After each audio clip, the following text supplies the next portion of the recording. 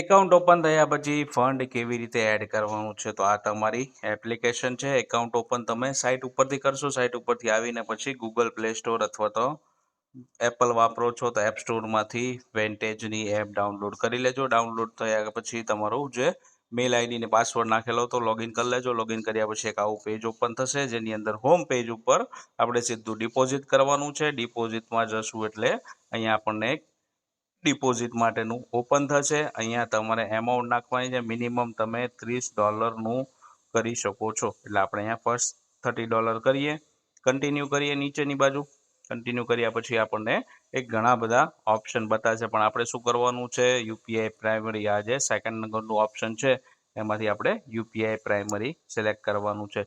Select કર્યા પછી અહીંયાથી એગ્રી આપવાનું છે. એગ્રી આપ્યા પછી પેના ઉપર ક્લિક આપવાનું છે. પેના ઉપર ક્લિક આપ્યા પછી આપણી પાસે એક સરસ મજાનું પેજ ઓપન થશે. પેજ ઓપન થયા પછી આપણે પેજ ઓપન થાય છે, એની અંદર જો તમને એક એમાઉન્ટ બતાવે છે કે તમે $30 રાખો છો તો અત્યારે શું ભાવ ચાલે છે, તો ભાવ પ્રમાણે તમને અહીંયા બતાવશે કે તમે 2720.34 તમારા ઇન્ડિયન રૂપીસ પ્રમાણે એડ થવાના છે.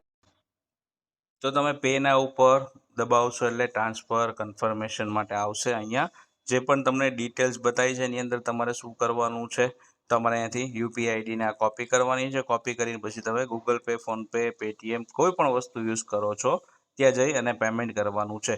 પેમેન્ટ કર્યા પછી ખાસ ધ્યાન રાખવાનું છે કે નીચેની બાજુમાં અહીંયા પ્લીઝ એન્ટર યોર નેમ લખ્યું છે. એમાં તમે જે નામથી એકાઉન્ટ ખોલ્યું હતું એ જ બેંક વાળી નામથી પેમેન્ટ કરજો અને અહીંયા નામ લખજો અને પછી નીચેની બાજુ જે છે એ તમે પેમેન્ટ કર્યું છે એનો સ્ક્રીનશોટ અપલોડ કરી અને ડિપોઝિટ કરવાનું છે. આપણે પેમેન્ટ કરી અને પછી આગળની પ્રોસેસ કરીએ.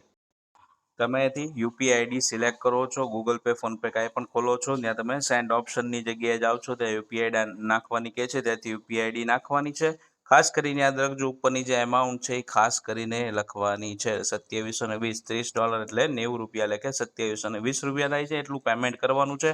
પેમેન્ટ કર્યા પછી અહીંયા તમારે નામ લખી નાખવાનું છે કે તમે શું નામથી પેમેન્ટ કર્યું છે અને અહીંયા નીચેની બાજુ જે છે એ પેમેન્ટનો સ્ક્રીનશોટ અપલોડ કરવાનો છે.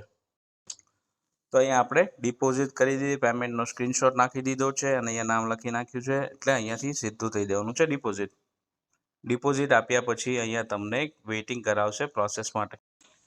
જેવી તમારી પ્રોસેસ કમ્પ્લીટ થઈ જશે અહીંયા લખેલું આવી જશે ઓર્ડર કમ્પ્લીટ. ઓર્ડર કમ્પ્લીટ થયા પછી તમારે જતું રહેવાનું છે બેક અને તમારા એકાઉન્ટ ઉપર આવી જવાનું છે. એકાઉન્ટ ઉપર આવ્યા પછી પેમેન્ટ પ્રોસેસિંગ બતાવશે. બેક ટુ હોમ આપી દેવાનું છે. હોમ આપ્યા પછી તમને ઉપરની બાજુ અહીંયા જે $30 બતાય છે એ રિયલ એકાઉન્ટની અંદર બતાવવાના છે. તો આવી રીતે ડિપોઝિટ કરવાની છે.